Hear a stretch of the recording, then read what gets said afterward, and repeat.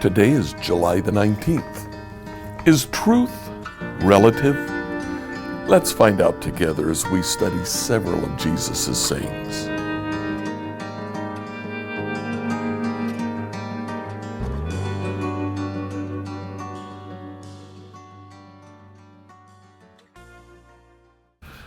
So today we begin a third meta command of Jesus.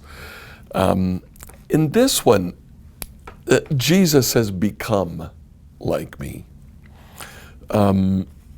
This is character related. The next one is behave like me.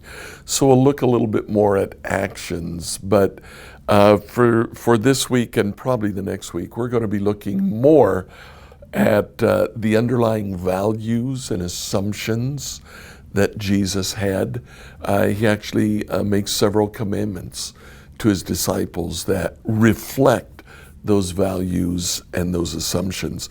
And a good place to start is with Jesus' command to listen.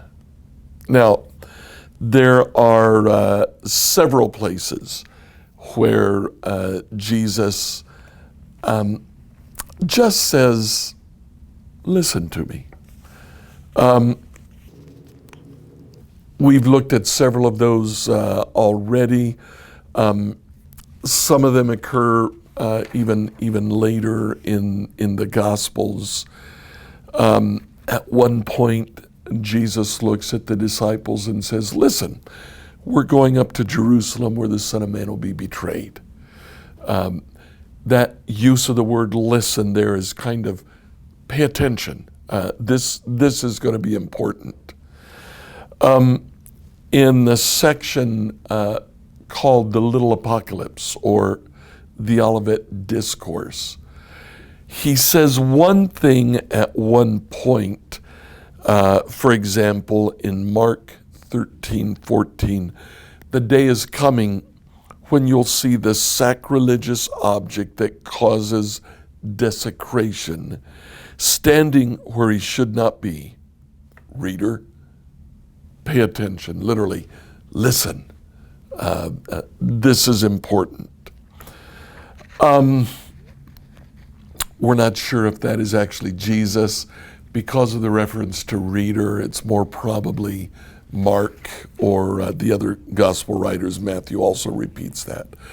But there is another series of sayings on at least 4 different occasions, such as Matthew 11:15.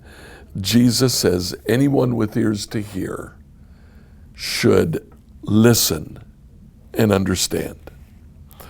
Now he says that 4 times. It says that here in Matthew, later in Matthew, in Mark 4:23. He says it again in Matthew 13:43, and then in Luke 14:35. And those are 4 separate times. Each time, Jesus has a very key point that he's trying to communicate. If you have ears, listen. Now, related to that is a second command of Jesus. We've looked at this already. Jesus simply says, believe me. Now, this is different from believe in me. He says, believe me, meaning accept the veracity, accept the truth of the words that I'm about to say. He says that in John 4:21 to the woman at the well. Believe me, dear woman, the time is coming when it will no longer matter whether you worship the Father on this mountain or in Jerusalem. And then later in the book of John, John chapter 14, verse 11, to his disciples, Jesus says, just believe that I'm in the Father and the Father is in me, or at least believe because of the work you've seen me do. There again, it's not so much deposit your faith in Jesus as accept the truth of what he is saying at that particular point in time. A third command is the command to accept his word. In Matthew chapter 19, verse 12, Jesus says, some are born as eunuchs, some have been made eunuchs by others, some choose not to marry, literally some make themselves eunuchs for the sake of the kingdom of heaven. Let anyone accept this who can accept this word. Accept my word. Believe me, accept my word, listen to me. All of these relate to an underlying value and assumption that Jesus has, that truth is not relative. There is an objective truth that we can latch on to.